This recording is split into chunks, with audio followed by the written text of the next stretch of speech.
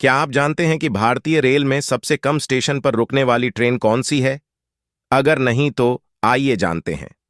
Train number 12,432 Hazrat Nizamuddin से अपना सफर शुरू करती है और इसका पहला स्टॉप 450 किलोमीटर के बाद पड़ता है, जो कोटा है।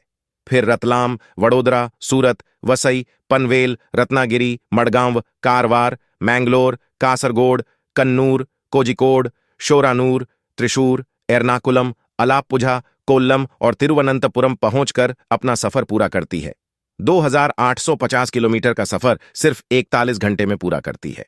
वीडियो पसंद आए